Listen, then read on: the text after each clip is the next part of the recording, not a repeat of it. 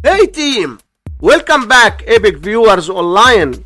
Follow along in this episode. 175 divided by 175 which equals 1 and 175 divided by 175 equals 1. Now we have this problem. 1 divided by 1 which equals 1. But this answer is not correct because according to the order of operations we must do this division, then this division, and at last this division. So we have first this division 175 divided by 175 equals 1. So we have 1 divided by 175 divided by 175, and we can write this part as 1 over 175 divided by